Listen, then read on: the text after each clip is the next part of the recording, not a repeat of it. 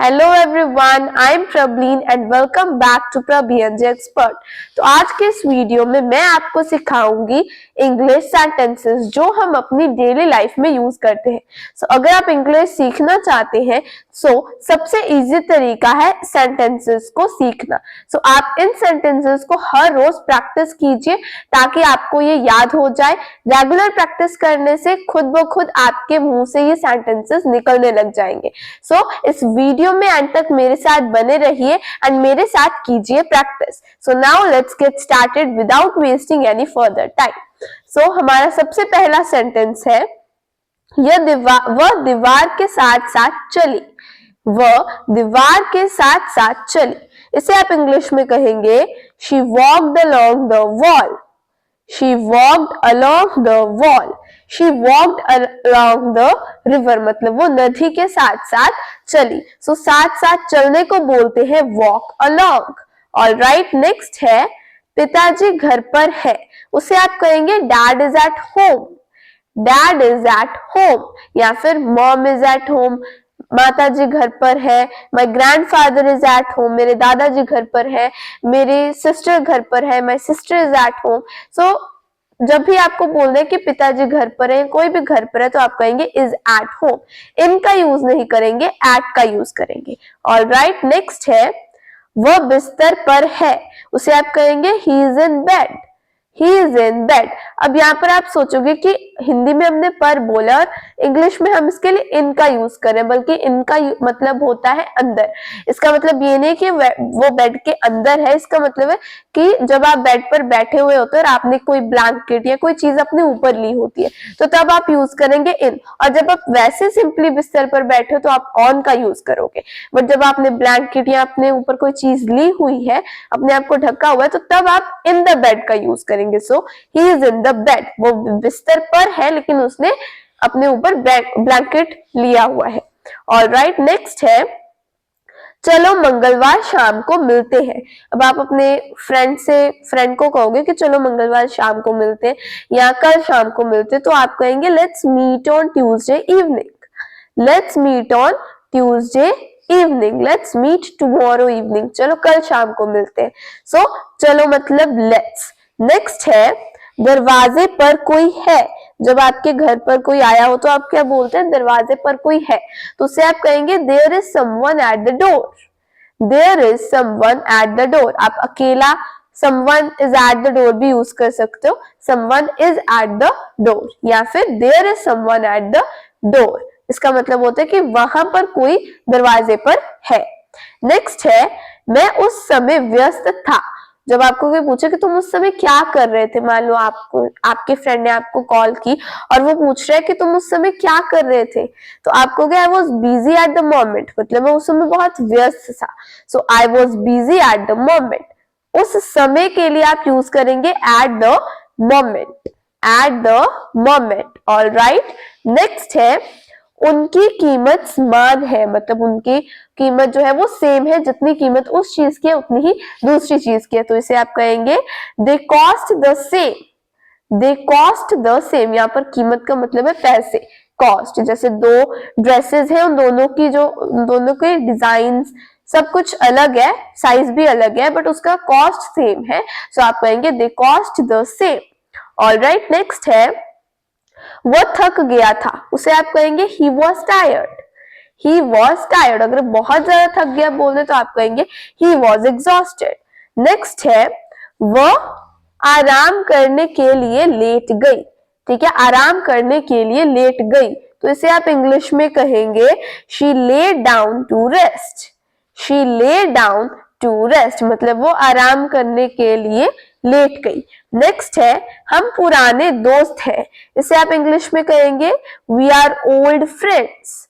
We are old friends. जब आप किसी को बताते हो कि हम बहुत पुराने दोस्त हैं तो आप कहेंगे वी आर ओल्ड फ्रेंड्स, या वो पुराने दोस्त हैं, they are old friends. Next है क्या वो हमें बुलाएगा। किसी से आप पूछ रहे हो कि क्या वो हमें बुलाएगा, so will he call us. Will he call us. अगर आपको कहना क्या वो हमें पार्टी में बुलाएगा तो उसे आप कहेंगे will he call us in the party, या will he call us for the party. So next है मैं ध्यान केंद्रित नहीं कर सकता, उसे आप कह रहे हो, उसे आप कहोगे आई can't concentrate. I can't concentrate मतलब मैं ध्यान केंद्रित नहीं कर सकता या कर पा रहा, तो उसे आप कहेंगे आई कुडंट कंसंट्रेट या आई कांट कंसंट्रेट। सो ध्यान केंद्रित करना मतलब किसी चीज की तरफ ध्यान लगाना, उसे आप कहेंगे कंसंट्रेट। ऑलराइट, नेक्स्ट है तुम बहुत आवाज कर रहे हो, उसे आप कहोगे you are making too much noise. You are making too much noise मतलब तुम बहुत ज्यादा आवाज कर रहे हो। अगर आपको कहना परेशान मत करो तो आप उसे कह सकते हैं डोंट बी फसी, आवाज मत करो तो आप कहोगे don't make noise. Don't make noise. So ये दोनों सेंटेंसेस रिलेटेड है तो आप इन्हें इकट्ठा भी बोल सकते हो कि you are making too much noise so I can't concentrate. Alright, next है उसने क्या कहा, इसे आप इंग्लिश में कहेंगे व्हाट डिड ही से। कई बार आप किसी से पूछते हो कि उसने तुमसे क्या कहा, तो आप कहेंगे what did he said to you. What did he said to you. Alright, next है यह किसके लिए इस्तेमाल होता है, इसे आप कहेंगे what is it used for.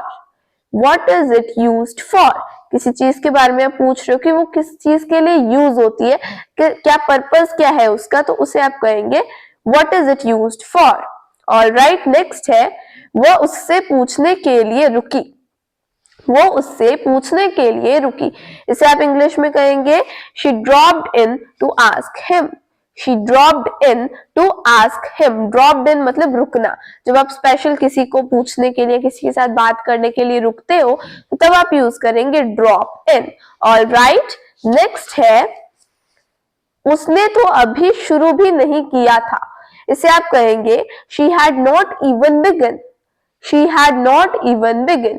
अब आपसे कोई पूछ रहा है कि उसका काम कैसा चल रहा है, आपने उसको कोई प्रोजेक्ट दिया और वो पूछ रहा है कि उसका प्रोजेक्ट कहाँ तक पहुंच गया या क्या कैसा चल रहा है, तो आप कहते हो कि अभी तो उसने शुरू भी नहीं किया, तो आप कहेंगे she had not even begun।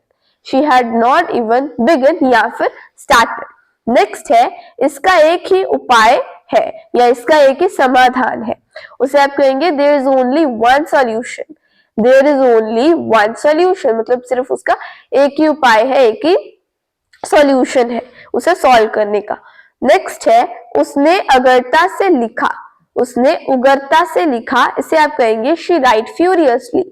she write furiously। furiously का मतलब होता है जब आप किसी चीज के बारे में बहुत जल्दी जल्दी लिखते हो कि आपका एक टास्क होता है कि मैंने इतने टाइम में से कंप्लीट करना ही है, तो तब आप फ्यूरियसली का यूज करेंगे। ऑलराइट, नेक्स्ट है पूरी टीम दोषी थी। The whole team was to blame. The whole team was to blame मतलब पूरी टीम दोषी थी, सो दोषी होना टू बी ब्लेम। नेक्स्ट है उसे मजबूरन हार माननी पड़ी।